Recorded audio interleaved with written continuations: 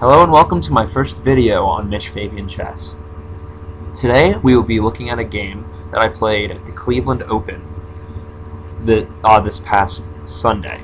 This was round 4. I was playing the white pieces against Michael Thain playing the black pieces. At the time, I was rated 1581 and Michael Thain was rated 1672. The game started off e4, c5. This is stealing defense.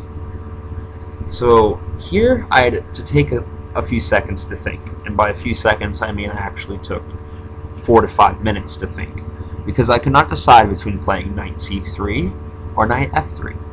I've had generally good success with either opening.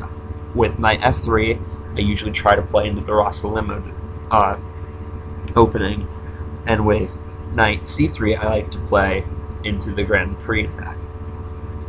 Now, I wasn't sure which one I wanted to play, because it had been a while since I played the Grand Prix, but I wanted to be more aggressive in that sense. So I ended up actually playing the Grand Prix with knight c3, knight c6, f4. Now, the idea of the Grand Prix is to get a kingside attack.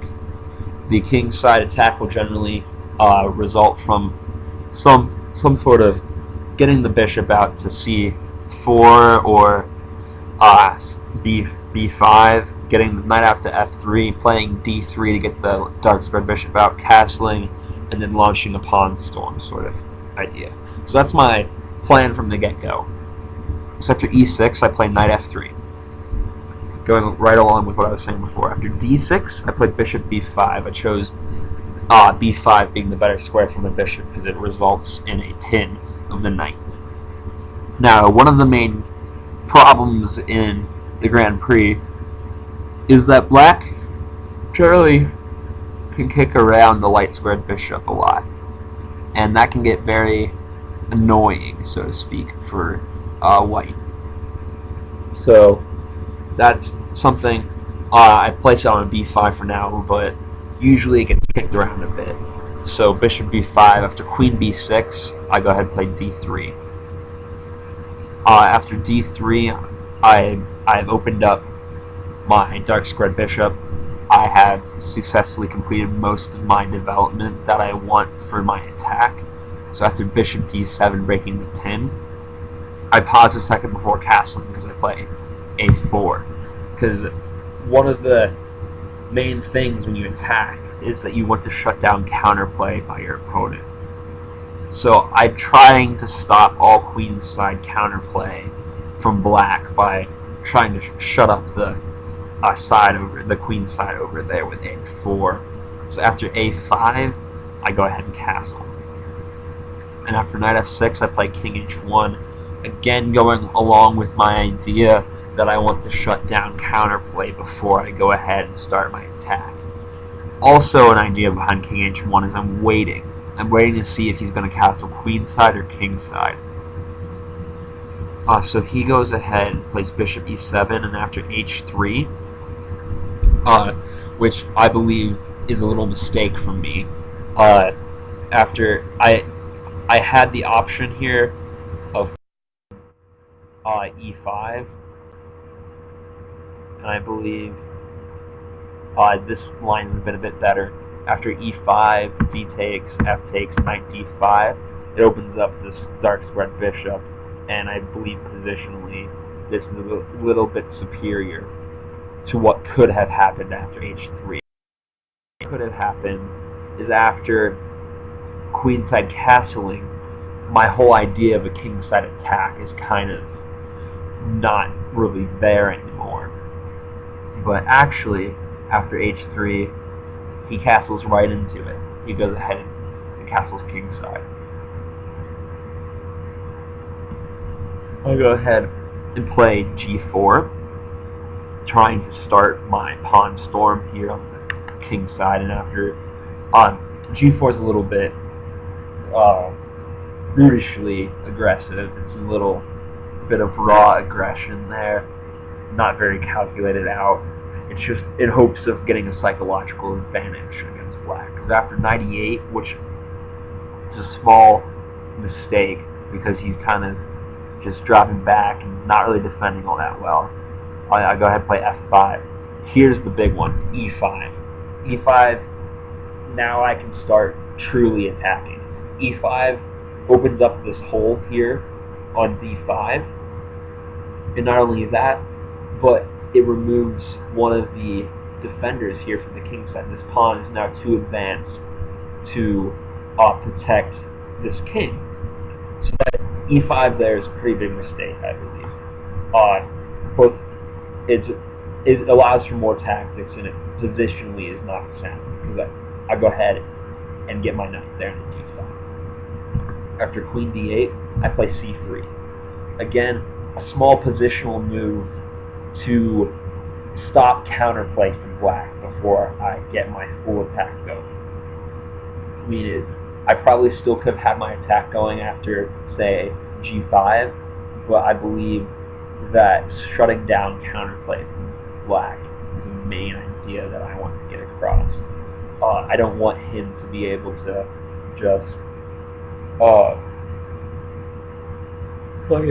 play against my attack by attacking me back. So I go ahead and play c3. After knight c7, I go ahead and take this defender away, and then I get my bishop here into g5. Now see, this queen is misplaced. It's not protecting the king. It just allows me to play bishop c4. Now pinning this pawn here, and just getting another piece to attack. You see, I took out basically two defenders there and put one more attacker in. And by I say took out two defenders, I mean I took out that bishop and then I misplaced the queen. So after king h8, breaking the pin, I go ahead and play queen e1 with the idea of coming into h4, which after f6 I drop my bishop back, which still has pressure along this diagonal, and if he ever plays something like h6, I'm able to pick it off and have some play over there. So he plays knight e7, trying to get a defender in there, and I play queen h4. Here I believe that Michael dropped the ball a little bit. Bishop takes a4. That just takes a defender away from where he is and takes up a free pawn that isn't really free, because now I have my attack after g5. There's really not much you can do here. He goes ahead and plays bishop e5 and hopefully getting rid of one of my attackers, which he does.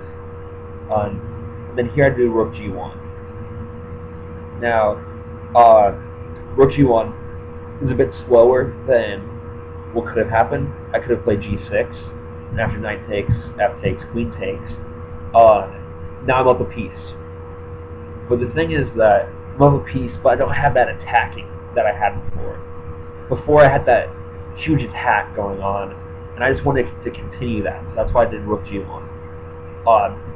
Not the best move, but it is psychologically superior, I believe. After rook g1, this is why it's psychologically superior. Now he plays g6 because he feels like he has to defend against this attack, and he thinks g6 is the best defense.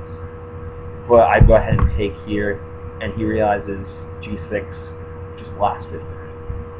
There's nothing he can do now to stop my queen and that pawn from teaming up and getting that king.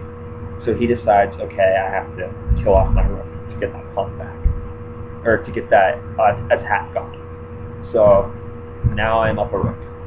So now that I'm up a rook, I decide, okay, now it's okay for me to liquidate the position. So bishop h6 forces knight g8, and after knight g8, queens trade, and I'm up a straight piece. There's no compensation.